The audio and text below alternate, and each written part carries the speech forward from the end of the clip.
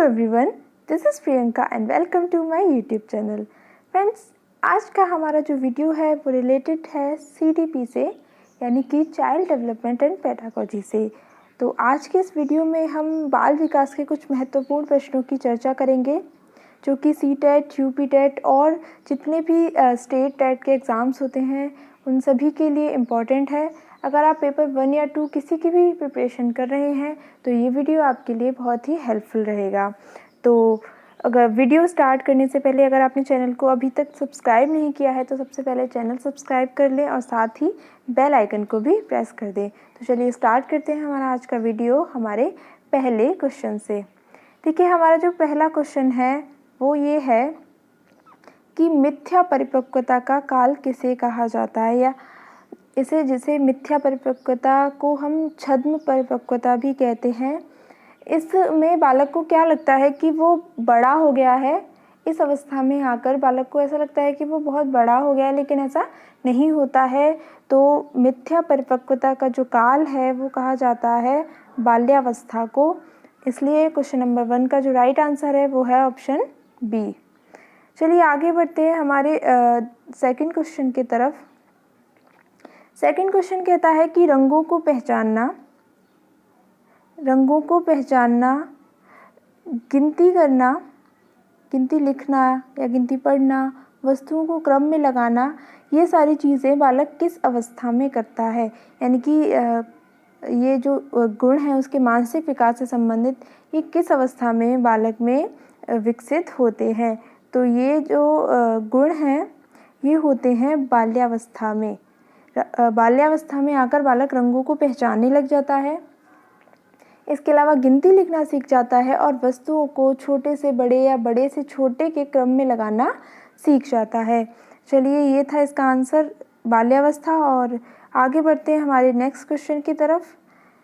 हमारा next question है कि निम्न में से किस घटना की ओर बालक सर्वप्रथम आकर्षित होना प्रारंभ करता है, यानी कि जब बालक जन्म लेता है तो उसके बाद जो सबसे पहली कौन सी वो वस्तु है जो बालक को अपनी तरफ आकर्षित करती है। क्या प्रकाश की तरफ आकर्षित होता है, माँ की तरफ, भोजन की तरफ या ध्वनि की तरफ। तो देखिए, हमने पहले जो शैशवावस्था वाला वीडियो था उसमें डिस्कस किया था कि बालक सर्वप्रथम प्रकाश की ओर आकर्षित होना प्रारंभ करता है। तो ए इसका राइट आंसर हो जाएगा। चलिए आगे बढ़ते हैं हमारे चौथे प्रश्न की तरफ। हमारा क्वेश्चन नंबर 4 है कि बालक की जिज्ञासा को किया जाना चाहिए।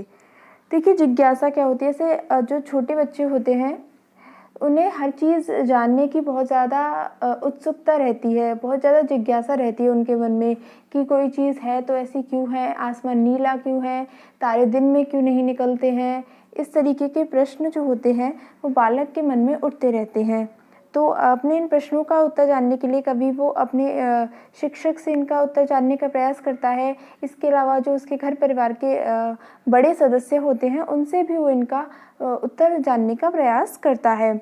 तो जो बालक की जिज्ञासा होती है उसको दमन करना चाहिए उसका, या हमें उस दमन का मतलब होता है उसकी जिज्ञासा को वहीं दबा देना चाहिए।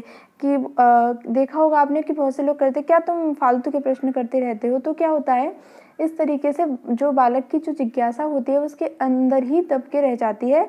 इसे दमन करना कहते हैं।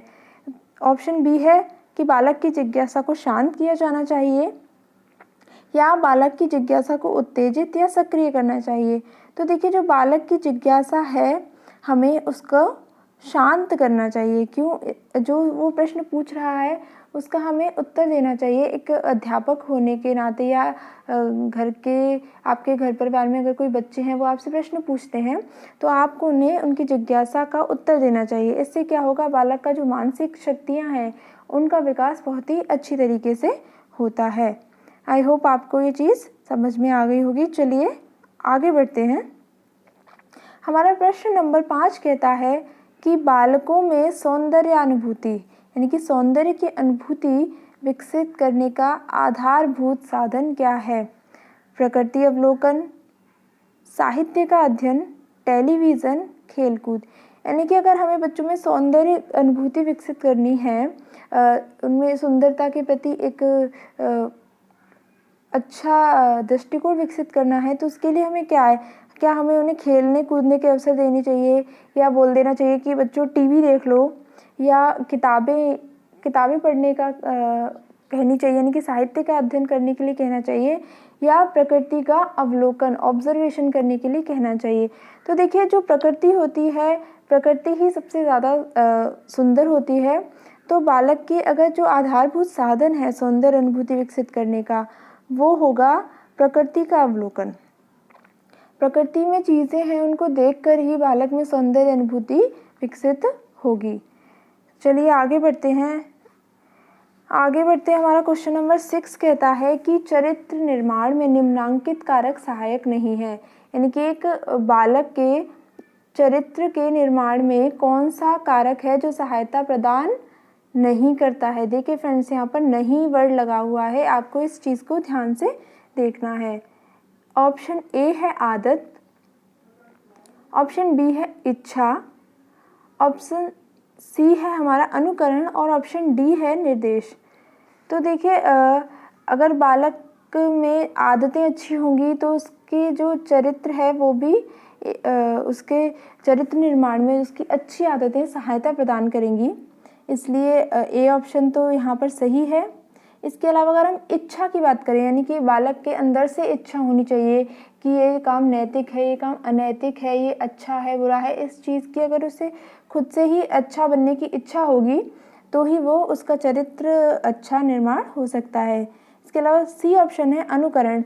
अनुकरण का मतलब ये है कि उसके विद्यालय में जो शिक्षक हैं अगर वो एक आदर्श व्यवहार बच्चे के सामने प्रस्तुत करते हैं तो बच्चा उन्हीं आदतों का, उन्हीं आदर्शों का अनुकरण करता है। इसके अलावा उसके परिवार में उसके जो अभिभावक हैं, भाई बहन हैं, अगर उनकी आदतें अच्छी हैं, उनका जो व्यवहार है वो बच्चे के सामने आदर्श रूप में प्रस्तुत हो रहा है, तो बच्चा भी उन्हीं आदतों का अनुकरण करता है, उन्हीं चीज़ों की नकल करता है जो वो अपने समाज में बड़े लोगों को करते देखता है।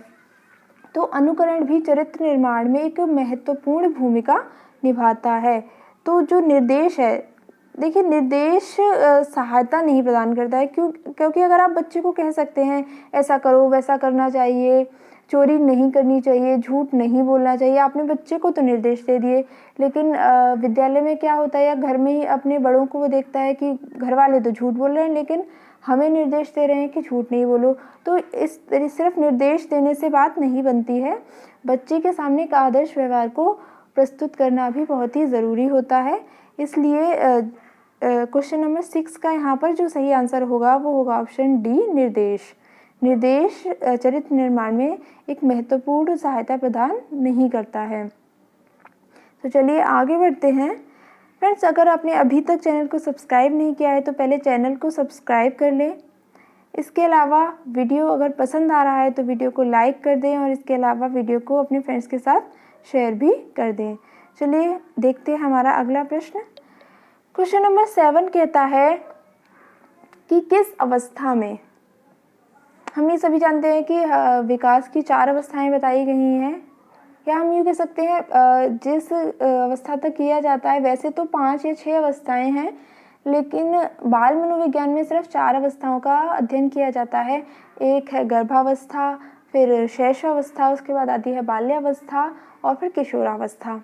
तो देखिए यहाँ पर आपसे पूछा है कि किस अवस्था में बालकों का आकर्षण समलिंगी के प्रति, समलिंगी से मतलब है कि अगर बालक है तो उसका बालक के प्रति आकर्षण होगा और बालिका है तो उसका आकर्षण बालिका के प्रति होगा, यानी कि अपने ही लिंग के प्रति होगा।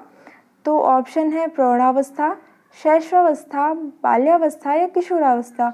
देखिए फ्रेंड्स जब हमने बाल्यावस्था की विशेषताएं डिस्कस करी थी तो वहाँ हमने बताया था कि बाल्यावस्था में आकर बालक अपने हम उम्र साथियों के साथ समूह बना लेता है और उसका जो आकर्षण होता है वो समलिंगियों के प्रति होता है।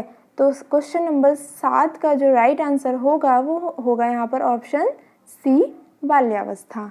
तो चलिए आगे बढ़ते हैं। इसी के साथ देखते हैं हमारा प्रश्न नंबर 8। प्रश्न नंबर 8 कहता है कि बाल्यावस्था को गलत टाइप हो गया है कि बाल्यावस्था को छद्म परिपक्व अवस्था किसने कहा? छद्म परिपक्व अवस्था या मिथ्या परिपक्व अवस्था बोलते हैं जैसे, तो ये कहा है रॉस महोदय ने। रॉस महोदय ने बाल्यावस्था को मिथ्या परिपक्वता या छद्म परिपक्वता की अवस्था कहा है। क्यों? क्योंकि इस अवस्था में बालक को लगता है कि वो बड़ा हो गया है और वो अपने आप को बड़ा समझने लगता है। आई होप आपको ये समझ में आ गया होगा। चलिए आगे बढ़ते हैं हमारे क्वेश्चन नंबर 9 की तरफ। क्वेश्चन नंबर 9 कहता है कि शारीरिक विकास की गति किस अवस्था में बहुत कम हो जाती है? देखिए फ्रेंड्स, जो शारीरिक और मानसिक विकास की गति है वो शैशवावस्था में तो रहती है ऊपर, लेकिन जब बालक बाल्यावस्था में प्रवेश करता है या जब वो 6 वर्ष का हो जाता है या 5 वर्ष का हो जाता है तो क्या होता है, उसके शारीरिक और मानसिक विकास में स्थिरता आ जाती है। उसका शारीरिक और मानसिक विकास की जो गति है वो धीमी पड़ जाती है। तो क्वेश्चन नंबर 9 का जो सही जवाब है वो है ऑप्शन बी, बाल्यावस्था। बाल्यावस्था में शारीरिक और मानसिक विकास की गति कम हो जाती है। चलिए आगे बढ़ते हैं, हमारा प्रश्न नंबर 10 देख लेते हैं। प्रश्न नंबर 10 कहता है कि बाल विकास को सर्वाधिक प्रेरित करने वाला प्रमुख घटक कौन सा है? बाल विकास को सबसे ज़्यादा जो घटक प्रेरित करता है वो आपसे पूछा है। क्या वो प्रखर बुद्धि है, यौन परिपक्वता है, खेल का मैदान है या बड़ा भवन है? तो देखिए बालक के विकास को सबसे ज़्यादा जो प्रभावित करेगा वो करेगा खेल का मैदान। अब आप ये सोच रहे होंगे कि खेल का मैदान प्रेरित करने में कैसे सहायक है? तो देखिए, जो खेल के मैदान में बालक का सभी प्रकार का विकास होता है, उसका शारीरिक विकास भी होता है, वो समूह में खेलता है अपने दोस्तों के साथ।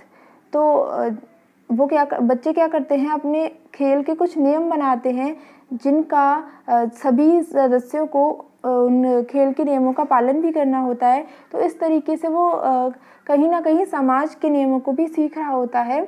तो इस तरीके से उसका सामाजिक विकास भी होता है, उसमें समूह भावना का विकास होता है। तो जो खेल के मैदान में बालक के सभी पक्षों का विकास होता है, इसलिए सर्वाधिक प्रेरित करने वाला प्रमुख घटक वो है। यहाँ पर जो 10 का आंसर हो जाएगा वो हो जाएगा सी, खेल का मैदान। चलिए आगे बढ़ते हैं। अब बात कर लेते हैं हम मानसिक विकास के पक्षों के बारे में। यहाँ पर आपसे पूछा है कि मानसिक विकास के कौन से पक्ष हैं। तो देखिए, भाषा है, बुद्धि, संवेदना, ये जो तीनों हैं ये मानसिक विकास के पक्ष में आते हैं, क्योंकि हमारी बुद्धि भी हमारे मानसिक विकास से संबंधित है, संवेदना, इसके अलावा भाषा भी हमारे मानसिक विकास का ही एक अंग है। तो 11वें क्वेश्चन का जो राइट आंसर हो जाएगा वो हो जाएगा ऑप्शन डी, उपरोक्त सभी। चलिए आगे बढ़ते हैं अपने अगले प्रश्न की तरफ। यहाँ पर आपसे पूछा है कि बाल्यावस्था में व्यक्तित्व कैसा होता है।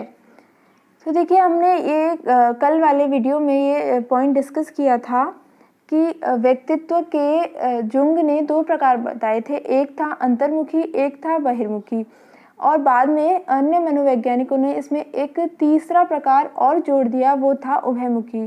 तो देखिए, अंतर्मुखी जो होता है, अंतर्मुखी व्यक्तित्व का जो व्यक्ति होता है वो अपनी बातों को बहुत ज़्यादा दूसरों के साथ शेयर नहीं करता है, अपनी बातों को खुद तक ही सीमित रखता है, उसके किसी से ज़्यादा बोलना मिलना जुलना पसंद नहीं करता है। इसके विपरीत विशेषताओं वाला व्यक्ति होता है बहिर्मुखी, और उभयमुखी वो व्यक्तित्व होता है जिसमें अंतर्मुखी और बहिर्मुखी दोनों प्रकार की विशेषताएं पाई जाती हैं। तो अभी यहाँ पर हमसे पूछा गया है कि बाल्यावस्था में जो बालक का व्यक्तित्व है वो किस प्रकार का होता है। तो बाल्यावस्था में बालक का व्यक्तित्व बहिर्मुखी प्रकार का होता है। क्यों? क्योंकि वो समाज में निकलना प्रारंभ करता है, अपने समूह के सदस्यों के साथ खेलता है, अपनी बातें शेयर करता है। तो इस तरीके से बाल्यावस्था में बालक का व्यक्तित्व बहिर्मुखी प्रकार का होता है। चलिए आगे बढ़ते हैं अपने अगले प्रश्न की तरफ। हमारा अगला क्वेश्चन कहता है कि मानसिक विकास के दृष्टिकोण से जीवन का सबसे महत्वपूर्ण काल कौन सा है। तो देखिए दोस्तों, मानसिक विकास के दृष्टिकोण से ये सबसे ज़्यादा मानसिक विकास किस अवस्था में होता है? देखिए, सबसे ज़्यादा मानसिक विकास होता है शैशवावस्था में, इसलिए मानसिक विकास के दृष्टिकोण से जो सबसे महत्वपूर्ण काल होगा वो यहाँ पर शैशवावस्था हो जाएगा, क्योंकि सबसे ज़्यादा मस्तिष्क का विकास इसी अवस्था में होता है। फ्रेंड्स, आपको कमेंट करके ये बताना है कि जो शैशवावस्था का आयु काल है कितने वर्ष से कितने वर्ष तक का होता है। चलिए आगे बढ़ते हैं, बात कर लेते हैं अपने अगले प्रश्न की। प्रश्न नंबर 14, किस अवस्था में काम प्रवृत्ति निम्न स्तर पर होती है? तो देखिए फ्रेंड्स, काम प्रवृत्ति जो होती है निम्नतम स्तर पर होती है या सुप्तावस्था में होती है, वो होती है आपकी बाल्यावस्था में। बाल्यावस्था में बालक खेल के प्रति ज़्यादा आकर्षित रहता है, खेलने में और विद्यालय में उसका ज़्यादा ध्यान रहता है, इसलिए जो काम प्रवृत्ति होती है इस अवस्था में बहुत ही निम्न स्तर पर होती है। आई होप आपको ये बात समझ में आ गई होंगी। देखिए फ्रेंड्स, सिर्फ आंसर्स को रटना नहीं है, आपको चीज़ें समझनी होती है कि निम्न स्तर पर होती है तो क्यों होती है। ठीक है, अब बात कर लेते हैं प्रश्न नंबर 15। हमारा प्रश्न नंबर 15 कहता है कि प्राय बालक चलना किस अवस्था में सीख लेता है, यानी कि किस वर्ष में बालक चलना सीख लेता है। कई बार क्या होता है, कुछ बच्चे जल्दी सीख लेते हैं, वहीं कुछ बच्चे देरी से चलना प्रारंभ करते हैं। ऐसा क्यों होता है? ऐसा होता है व्यक्तिगत विभिन्नताओं के कारण। कभी भी दो व्यक्ति एक समान नहीं होते हैं, सबकी जो क्षमताएं होती हैं, सबके विकास का जो दर होती है, विकास की जो गति होती है, वो अलग अलग होती है। लेकिन अगर हम यहाँ पर औसत बालक की बात करें तो औसतन 18 महीने तक बालक चलना सीख लेता है। आई होप आपको ये पॉइंट क्लियर हुआ होगा। चलिए आगे बढ़ते हैं। प्रश्न नंबर 16। प्रश्न नंबर 16 में आपसे पूछा गया है कि 6 से 10 वर्ष की अवस्था में बालक किस में रुचि लेना आरंभ करता है। 6 से 10 वर्ष की अवस्था में जो बालक होता है, क्या वो धर्म में रुचि लेता है, मानव शरीर में लेता है, यौन संबंधों में लेता है या विद्यालय में लेता है।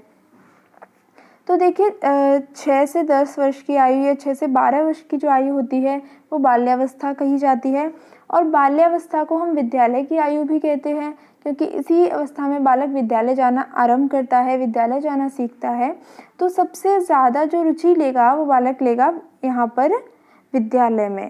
बाल्यावस्था में या 6 से 10 वर्ष की अवस्था भी हम जैसे कह सकते हैं, यहाँ पर बालक सबसे ज़्यादा रुचि विद्यालय में लेगा। चलिए आगे बढ़ते हैं। प्रश्न नंबर 17 कहता है कि बाल्यावस्था होती है, यानी कि आपसे यहाँ पर बाल्यावस्था की जो एज है वो पूछी जा रही है। तो देखिए 5 वर्ष तक की जो आयु होती है वो तो शैशवावस्था हो गई। 18 वर्ष तक हम किशोरावस्था को कहते हैं, 18 या 19 वर्ष। तो जो बाल्यावस्था होती है वो होती है आपकी 6 से लेकर 12 वर्ष तक। ठीक है, जो बाल्यावस्था का जो समय होता है वो 6 से लेकर 12 वर्ष होता है। चलिए आगे बढ़ते हैं, बात कर लेते हैं प्रश्न नंबर 18 की यहाँ पर। तो देखिए प्रश्न नंबर 18 कहता है कि मानसिक विकास का संबंध नहीं है।